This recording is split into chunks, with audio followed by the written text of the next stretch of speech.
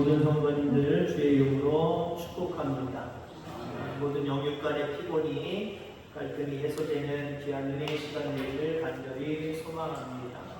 말씀의 제목은 진짜 믿음은 절박한 순간에 라고 하는 그런 말씀입니다. 오늘 예수님께서 오병이어 사건 이후에 이어지는 본문의 사건으로 왜 이런 사건을 하나님이 허락하셨을까 라고 하는 그런 생각을 해봅니다.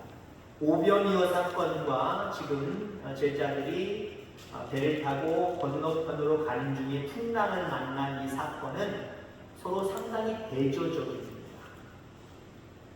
먹을 것이 없는 그 베세다 들녘에서 예수님이 어린 소년이 갖고 온 그 도시락을 통하여서 5,000명을 먹고도 정말 남는 놀라운 은혜의 사건을 보여주시지요. 난리가 났습니다. 난리가 났습니다. 모든 사람이 난리가 났지만 특히 제자들이 난리가 났습니다. 왜요? 자기들이 추종하고 따르는 그 예수님이 그 많은 사람들 앞에서 놀라운 일을 행했으니 얼마나 신이 났겠습니까? 얼마나 기뻤겠습니까? 삶을 살아가면서 그런 행복감, 그런 기쁨을 이 제자들은 한 번도 아마 누리지 못했을 거예요. 일생에서 처음 느끼는 그런 기쁨이었고 그런 은혜스러운 정말 현장이었습니다. 제자들은 그곳에서 더 있고 싶었을 겁니다. 그럼 그곳에 있었으면 그들이 그곳에서 찬양하고 기도하고 그랬을까요? 영적으로 경건의 삶을 힘썼을까요? 아닐 겁니다. 많은 사람들에게 인사받고 예수님 앞에 막 사람들이 난리 치는 그 모습을 자기들 흐뭇하게 바라보면서 괜히 예수님 옆으로 가서 보자 하는 척 하면서 자기들도 영광을 받고 기쁨을 얻고 행복감에서 젖어 있으려고 아마 했을 겁니다.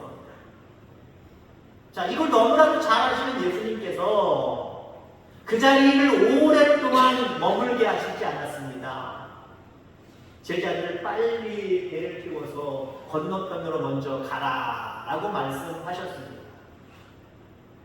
물론 우리 속에 기쁨이 있고 은혜가 있는 자리 오래 느끼고 즐기면 얼마나 좋겠습니까? 근데 한번 우리가 생각해 볼 수 있기를 바랍니다. 내게 기쁨이 있고 은혜가 있는 자리, 그런 자리에서 우리가 할 수 있는 일들이 뭘까요? 대부분 옆에 있는 사람들, 믿든지 안 믿든지 그 사람들에게 자랑하고 이야기하고 그걸 즐기는 모습들이잖아요. 물론 그렇게 즐기지 말라는 거 아닙니다. 그것도 하나님이 주신 은혜이기 때문에 많이 누리고 즐기시기를 바랍니다. 근데 여러분들 그런 기쁜 일이 있을 때 하나님 전에 와서 하나님 나에게 이 은혜스러운 일, 기쁜 일 주셔서 감사합니다. 기도로 한번 마무리해 보셨습니까? 이 집 저 집 돌아다니면서 자랑을 했는데 주님 전에 와서 하나님 감사합니다. 할렐루야입니다. 하고 경건의 삶을 한번 살아보셨냐고요. 대부분 우리는 그렇지 못할 겁니다. 그럼 우리는 언제 기도하게 되고 언제 하나님을 가까이 하게 되고 언제 경건에 힘씁니까? 당연한 것이지만 좀 하나님 앞에 부끄럽게 우리의 삶 가운데 절박한 순간 고난이 좀 와야 기도합니다. 물론 어떤 사람들은 고난이 오면 고난 때문에 고난에 눌려서 이게 뭐야 라고 하면서 불평불만을 토로하고 하나님을 멀리하는 그런 모습도 있긴 있습니다만 아무 극소수지요. 근데 우리 그리스도인들은 대부분 어때요? 기쁠 때는 기쁨을 누리고 만끽하지만 어떤 절박한 순간과 고난 앞에서는 그런 나름대로 하나님 앞에 맡기고 기도하는 모습이 있다는 말이에요. 그러니까 지금 예수님은 내 안에서 너희들이 누릴 수 있는 것들에 대한 생각으로 머물러 있지 말고 나는 곧 이제 떠날 사람이고 너희들이 이 땅에 남아서 하나님의 나라 의를 위해서 살아갈 사람들로서 가장 중요한 건 믿음이다. 이걸 강조하고 싶은 거예요. 오늘 핵심적인 말씀은 31절 말씀입니다. 베드로에게 하신 말씀이지만 제자들에게 하신 말씀이고 곧 우리에게 말씀하신 말씀입니다. 믿음이 작은 자여 왜 의심하느냐. 믿음 가지라는 거예요. 진짜 믿음 가지라는 거예요. 남자들은 흔히 군대 얘기를 많이 합니다. 왜 그럴까요? 군대 갔다 와서 사람 맺기 때문에 철들었기 때문에 군대 얘기 많이 하는 거예요. 자기 철든 얘기 하는 거예요. 여자들은 어떻습니까? 애를 낳은 다음에 인생을 논하고 어머니의 은혜, 부모님의 은혜에 대해서 깨닫고 합니다. 우리 여러 가지 고난들을 통해서 그리고 절박한 순간들을 통하여서 좌절하고 낙심만 하지 말고 그때 진정한 내 믿음을 하나님 앞에 보일 수 있는 저와 여러분들 다 되어지기를 주의 이름으로 축원합니다. 오병이어 이후 이제 다른 곳으로 배 타고 가는데 건너편으로 가는데 풍랑을 만납니다. 우리 주님이 다 계획해 놓으신 일이에요. 풍랑을 만났는데 대부분 3분의 2 정도 그 이상이 제자들이 뱃사람들이에요. 웬만하면 놀라지도 않아요. 근데 오늘 본문에 보니까 고난을 당했다라고 표현을 합니다. 풍랑이 대단한 풍랑이라는 거예요. 뉴스 보니까 여러 가지 뉴스가 있지만 날씨 참 이 김천 지방은 복 받은 것 같아요. 저쪽 김포나 서울 쪽에 지금 물난리가 난리납니다. 근데요, 이제 점점 시대가 계속 흘러갈수록 우리 인간의 상상을 초월하는 천재지변이 계속해서 일어나고 있습니다. 옛날에 수십 년 만에 한 번 올까 말까 한 뭐 태풍이나 장마나 여러 가지 폭우들이 여러분 어떻습니까? 1년에도 몇 차례 여기저기서 터져버리잖아요. 옛날에 조금 넘쳤던 거 그 정도 선이 아니라 정말 우리가 볼 때에 야 무섭다라고 할 정도로 많은 난리들이 나지 않습니까? 지금 제자들이 고난을 당했다라고 하는 것은 업으로서 경험을 통해서 그 고난을 이겨낼 수 없을 정도의 풍랑이었다는 겁니다. 자, 그런 풍랑 속에 절망하고 있을 때에 예수님만 그곳에 찾아오시지. 오늘 본문에 보니까 밤 4경이라고 이야기를 합니다. 예수님이 나타나십니다. 무리를 걸어서 오십니다. 밤 4경은 오늘 우리의 시간으로 얘기하면 새벽 3시부터 6시 사이입니다. 해가 뜨기 전에 엉검한 시간입니다. 그 시간에 그 풍랑을 만난 그 호수 중앙에서 예수님 아닌 다른 사람이 올 일이 없어요. 다른 고깃배를 만날 일이 없으니까 그 시간에 고깃배 출항하지 않아요. 더군다나 풍랑이 일어나는 그곳에 누가 그 사람들을 구해내겠다고 어디서 발견했는지 모르지만 거기까지 오겠습니까?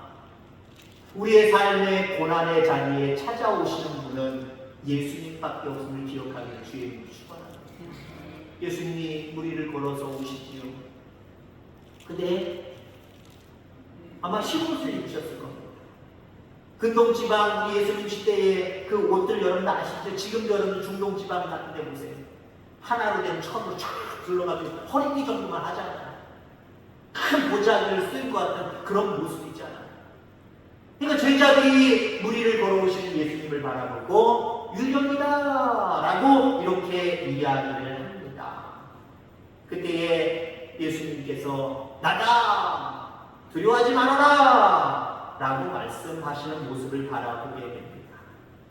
자, 더 이상 예수님의 제자들은 그 풍랑 속에 걸어오시는 유령 같은 그분을 바라보면서 아, 저는 예수님이시구나.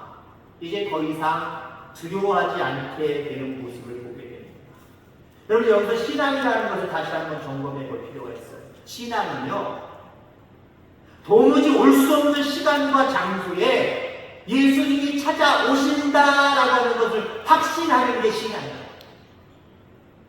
남들은 내 이 고난의 시간에 절박한 순간에 거들떠도 않고 찾아오지도 않고 찾아온 줄 아무 도움이 안 되지만 이런 절박한 순간에 우리 주님은 때와 장소와 시간을 가리지 아니하고 나를 찾아오신다. 이게 믿음이에요. 그럼 여러분들 절박한 순간에 뭐부터 나올까요? 기도부터 나올 수밖에 없는 거예요. 왜? 이 순간에 오실 분은 예수님밖에 없거든요. 이 순간에 오셔서 그 모든 문제를 해결하실 분은 예수님밖에 없거든요. 그러니 그 고난의 시기에 절박한 순간에 우리는 기도가 먼저 나올 수밖에 없는 거예요. 오늘 제자들의 모습을 보세요. 절박한 순간 뱃사람이 많은 그 제자들 속에서 고난을 당했다. 이겨낼 수 없었다는 상황입니다. 왜 예수님이 믿음이 작은 자요! 라고 말했을까요?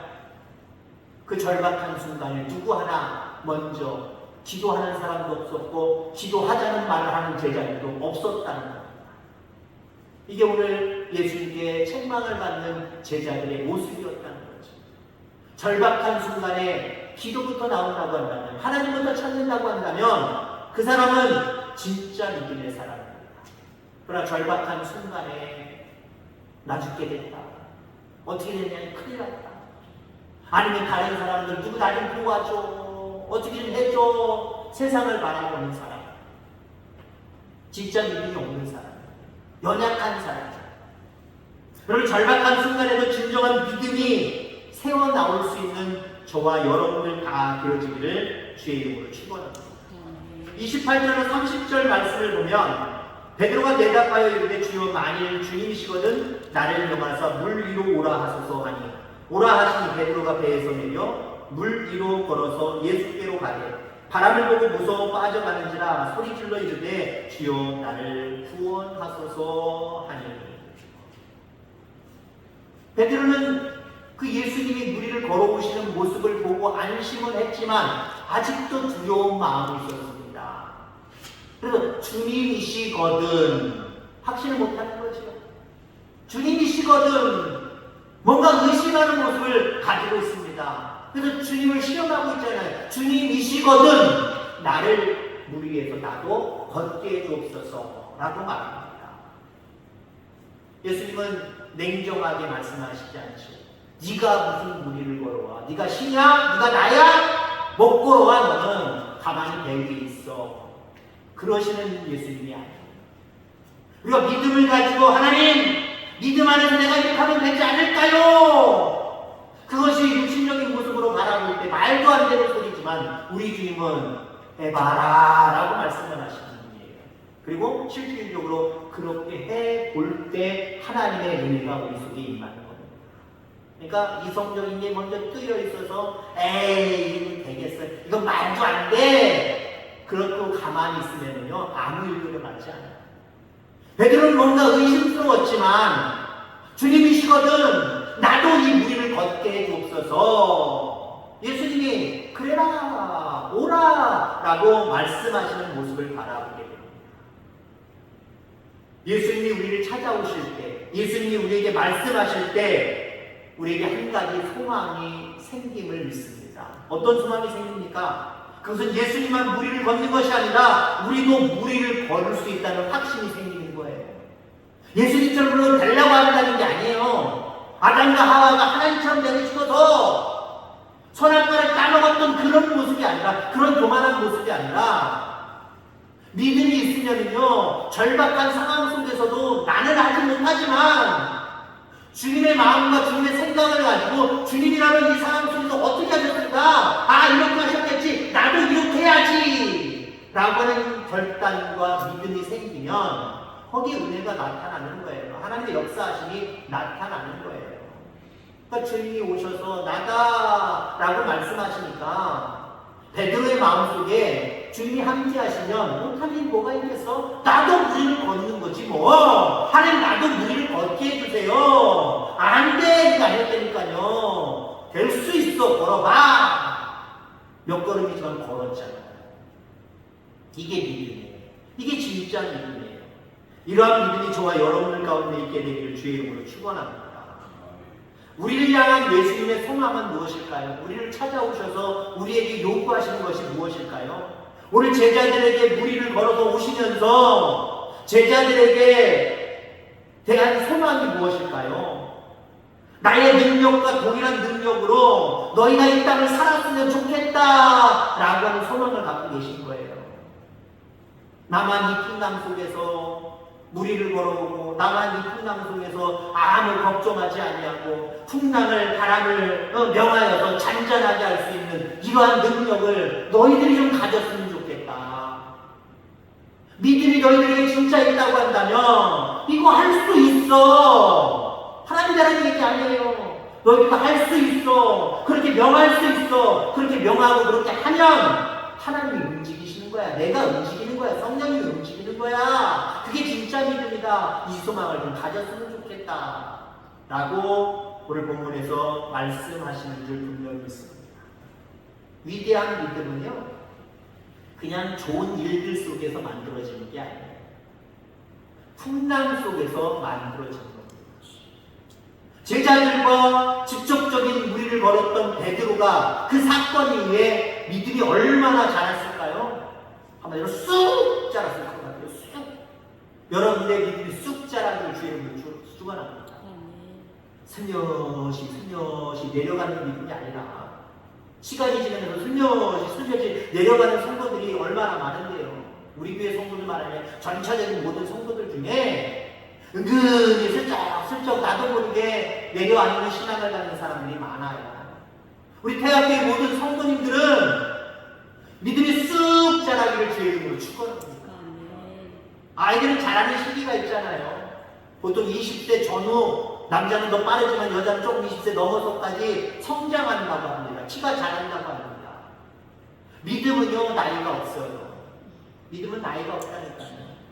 어느 상황 속에서도 특별히 절박한 순간에라도 하나님을 찾고 부르짖는 믿음으로 살아갈 때 우리의 믿음이 그때 쑥 자라게 됨을 기억하기를 주의 이름으로 축원합니다. 오늘 본문의 물은, 풍랑이는 그 물은, 그리고 베드로가 걸었던 그 물은 결국 우리에게 문제들을 얘기하는 거예요. 물 위를 걸었다라고 하는 것은 주님의 능력으로 문제를 밟고 일어섰다, 문제가 해결되었다라고 하는 그런 의미가 있습니다. 그렇습니다. 절박한 순간에 아무도 찾아오지 않아도 우리 주님은 우리의 절박함 속에 찾아오시는 분이에요. 찾아오시는 분. 그냥 우리가 작은 목소리로 그 절박한 상황이 우리에게 임했을 때 주님 간절히 부르짖으면요, 귀신 같이 오세요. 유령 같이 오세요. 언제 오셨는지 모르게 벌써 내 앞에 나타나 계세요. 그 주님께 여러분들의 모든 삶을 다 고할 수 있게 되기를 주의 이름으로 축원합니다. 자, 베드로는 걷다가 몇 걸음 걷지 못하고 빠집니다. 바람을 보고 빠졌다는 거예요. 예수님을 계속해서 바라봤다면 빠지지 않았을 겁니다. 그런데 예수님을 바라보다가 빛을 바라보는 순간 그 물속에, 그 풍랑 속에 다시 빠지게 되는 모습을 바라보게 되죠.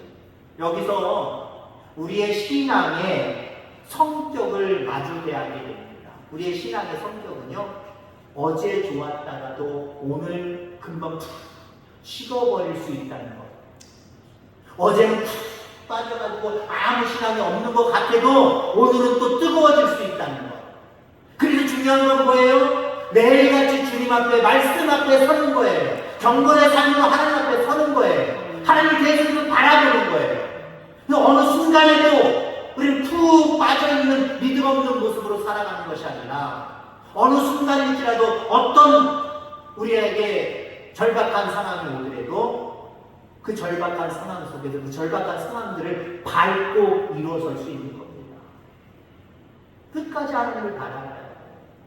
그러하기 위해서 우리의 신앙은 이제 문제 있을 때만 기도하면 되지 안 돼요. 이게 평상시에도 늘 우리 하나님을 바라보는 믿음, 그 믿음을 가짐으로 말미암아 어떤 절박한 상황이 우리 가운데 올지라도 베드로처럼 그 절박한 상황들을 밟고 문제가 해결됨으로 말미암아 하나님께 영광 올려드리는 저와 여러분들 다 되어지기를 주의 이름으로 축원합니다.